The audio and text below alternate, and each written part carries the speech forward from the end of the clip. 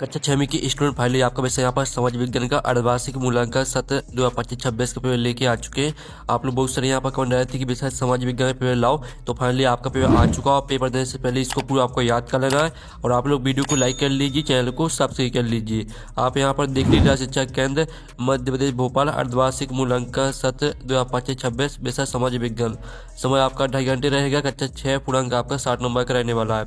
साथ ही इस वीडियो को आपको अपने दोस्तों तक शेयर कर देना है, जिससे वो भी 60 में 60 नंबर लेके आ सके। समाज विज्ञान पेपर में आपके बहुविकल्पी प्रश्न आते हैं 1 से 5 तक। निर्देश आता है सही विकल्प चुनकर उत्तर लिखिए। प्रत्येक प्रश्न के लिए 1 अंक आपका निर्धारित है। तो प्रश्न पहला आता है, अगर भारत में प्रातः के 11 बजे हैं तो उस समय लंदन का समय होगा। तो आपका यह था प्रातः 5:30 बजे और बी था शाम 5:30 बजे और सी था प्रातः 6:30 बजे और डी था शाम 6 बजे। तो आपका अगर भारत में प्रातः के 11 बजे हैं तो उस समय लंदन का समय होगा। तो इसका आंसर आपका समय प्रातः 5:30 बजे। ठीक है, आपका ए राइट आंसर रहेगा। फिर दूसरा आता मेहरगढ़ किस दर्रे के पास स्थित है। तो आपका यह था नाथला, बी था बोलन, सी था बॉम्बडेला और जी था जवाहर। तो मेहरगढ़ किस दर्रे के पास स्थित है, तो इसका आंसर आपका बोलन हो जाएगा। फिर आपका तीसरा आता हड़प्पा कालीन नगरों की प्रमुख विशेषता थी। तो आपका यह था ठीक है 4 दीवारियाँ पक्की ईंट से बनाई जाती थी और बी था प्लास्टर के ऊपर 4 कुर की परत चढ़ाई जाती थी और सी था तालाब में भरने के लिए पानी कुएं से निकाला जाता था और डी था ABC तीनों सही। तो हड़प्पा कालीन नगरों की प्रमुख विशेषता थी। तो इसका आंसर रहेगा आपका यहाँ पर ठीक है 4 दीवारियों पक्की ईंट से बनाई जाती थी। फिर आपका यहाँ पर चौथा आता लोकतंत्र में शासन होता है। तो आपका यह था राजा का, बी था पुलिस का, सी था अमीरों का और डी था जनता का। तो यहाँ पर लोकतंत्र में शासन होता है आपका जनता का। जनता का आपका राइट आंसर रहेगा। प्रश्न 5 आता मध्य प्रदेश की सरकार का कौन सा स्तर है। तो आपका आता ए आता स्थानीय स्तर, बी आता राज्य स्तरीय, सी आता राष्ट्रीय स्तर और डी आता ग्रामीण स्तर। तो मध्य प्रदेश की सरकार का कौन सा स्तर है, तो इसका आंसर आपका राज्य स्तरीय हो जाएगा, बी राइट आंसर रहेगा। तो आपके 1 से लेकर 5 तक जो आपके बहुविकल्पीय प्रश्न दिए गए थे वो कंप्लीट हो जाते हैं। अब आते हैं रिक्त स्थान 6 से 10 तक। तो आपका यहाँ पर निर्देश आता है नीचे दिए गए रिक्त स्थान की पूर्ति कीजिए। प्रत्येक प्रश्न के लिए 1 अंक आपका निर्धारित है। तो 6वां आता भारत का मानक यामो 73 है। तो इसका आंसर आपका 82 डिग्री ठीक है, आप यहाँ पर देख लीजिए 82 डिग्री 30 है पूर्व। ठीक है 82 डिग्री 30 पूर्व हो जाएगा आपका इसका उत्तर 82 डिग्री 30 पूर्व। 7वां आता लोगों द्वारा पौधे उगाने और जानवरों की देखभाल करने को डडो कहते हैं। तो लोगों द्वारा पौधे उगाने और जानवरों की देखभाल करने को पालतूकरण कहते हैं। ठीक है, आप यहाँ पर देख लीजिए पालतूकरण आपका इसका आंसर रहेगा। फिर आपका 8वां आता हमारे देश में दंड प्रणाली है। तो हमारे देश में आपकी लोकतांत्रिक प्रणाली है। तो लोकतांत्रिक आपका इसका उत्तर रहेगा। ठीक है, तो आप यहाँ पर देख लीजिए इसका जो आपका 8वीं का उत्तर रहेगा वो लोकतांत्रिक हो जाएगा। फिर 9वां आता सरपंच का कार्यकाल 1.5 वर्ष का होता है। तो यहाँ पर सरपंच का कार्यकाल 5 वर्ष का होता है। फिर आपका 10वां आता जिले का सबसे बड़ा अधिकारी ... होता है। तो यहाँ पर जिले का सबसे बड़ा अधिकारी आपका कलेक्टर होता है। ठीक है, कलेक्टर आपका इसका आंसर हो जाएगा। ठीक है, कलेक्टर। तो इस तरह से जो आपके रिक्त स्थान है वो कंप्लीट हो जाते हैं। आपने अच्छे से याद कर लिए होंगे। अब आते हैं अति लघुत्तरीय प्रश्न 11 से शुरू आता है। 11वां आता वायुमंडल की किस परत में मौसम के परिवर्तन संबंध घटना घटित होती हैं। तो आपका हम 11 प्रश्न का उत्तर आपको दिखाई देते हैं। तो आप यहाँ पर देख लीजिए इसका आंसर रहेगा क्षोभ मंडल। 11वीं का उत्तर आपका क्षोभ मंडल हो जाएगा।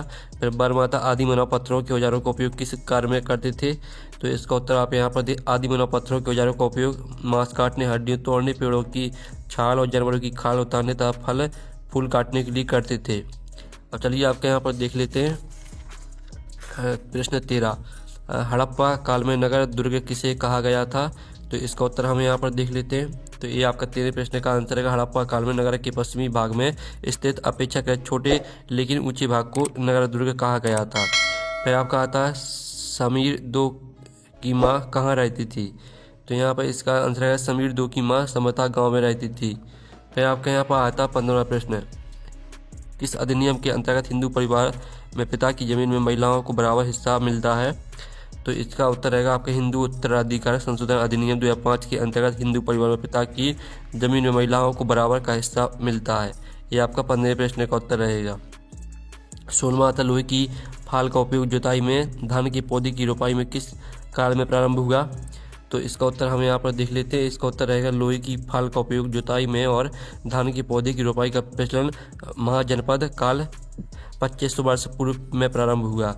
ठीक है, आपका 16वें प्रश्न का उत्तर हो जाता है। अब आते हैं लघु उत्तरीय प्रश्न 17 से 22 तक। 17वां आता पृथ्वी पर जीवन को प्रभावित करने वाले कौन से कारक हैं?